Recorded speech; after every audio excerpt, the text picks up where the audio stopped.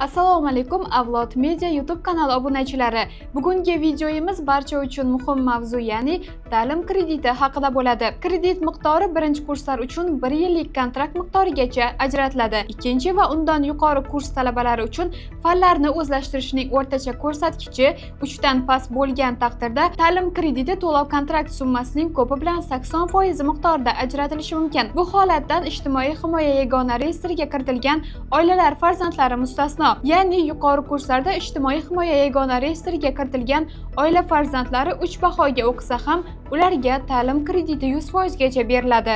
Kredit davlatga o'qish muddati tugaganidan so'ng 7 oydan boshlab 7 yil muddatda qaytariladi.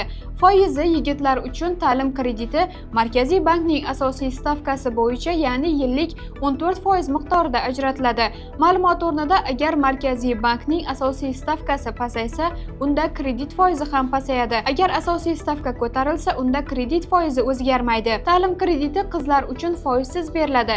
Ta'lim krediti faqat kunduzgi ta'lim shaklida to'lov kontrakt asosida bakalavr yoki magistraturaga kirgan, o'qishni ko'chirgan talabalarga beriladi. Ta'lim krediti super kontrakt, sirtqi, kechki, masofaviy va maxsus sirtqi shakllar uchun berilmaydi. Shuningdek, yurtimizdagi oliy, o'rta maxsus, professional ta'lim tashkilotlari va ularning filiallari yoki qo'shma dasturda o'qiydigan barcha talabalar uchun ham ta'lim krediti beriladi. Xorijda joylashgan oliygohlarda o'qish uchun hamda Xemis dasturiga ulanmagan xususiy oliygohlarning talabalariga ta'lim krediti berilmaydi. Kafillik masalasi.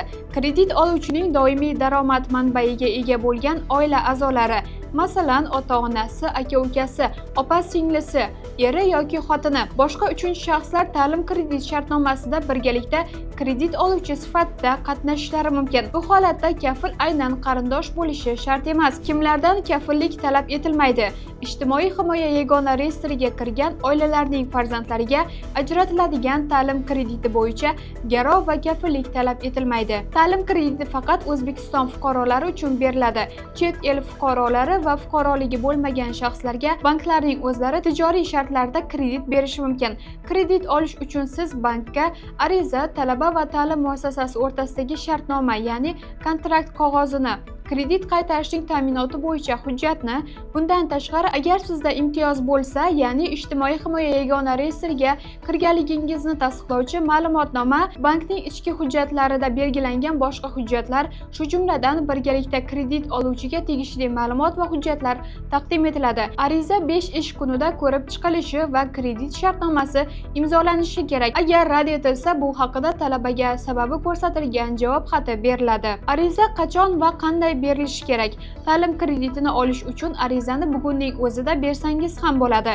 Buning uchun albatta bankka borish ham shart emas. Quyidagi ikkita usul orqali onlayn ariza yuborish ham mumkin. Birinchisi, ta'lim krediti.uz sayti orqali yoki mygov.uz yagona portal orqali ariza jo'natishingiz mumkin. Bundan tashqari turli bank ilovalarida ham siz ta'lim krediti uchun ariza topshirishingiz mumkin.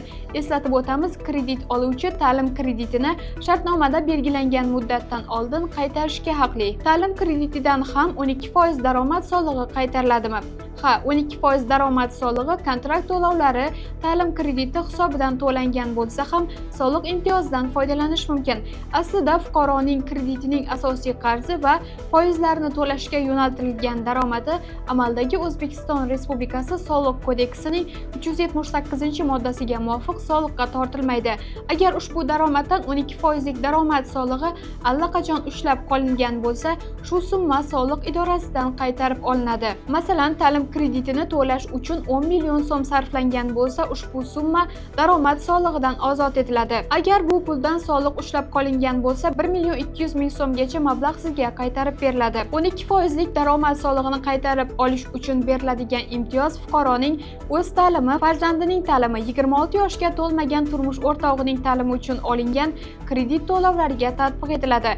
Soliqqa tortilmaydigan daromad imtiyozidan foydalanish yoki ushlab qolingan soliqni qaytarib olish uchun ta'lim krediti shartnomasi va to'lov hujjatlari asosida soliq organlariga ariza beriladi. Yana bir muhim ma'lumot, fuqaroning daromadidan 12% lik soliq ushlanmagan bo'lsa, masalan, rasmiy daromadga ega bo'lmasa, qaytariladigan mablag' ham bo'lmaydi. Ushbu imtiyoz oliy ta'lim talabalari hamda professional ta'lim, ya'ni texnikum, kollej va kasb-hunar maktablari o'quvchilari uchun amal qiladi. Qaysi banklarda onlayn ta'lim krediti olish mumkinligi haqida batafsil ma'lumotlarni Avlod Media Telegram kanalida topishingiz mumkin. Ushbu video foydali bo'lgan bo'lsa, talaba do'stingizga jo'natib qo'ying. Xorij va yurtimizdagi ta'lim yangiliklarini Avlod Mediada kuzatib boring.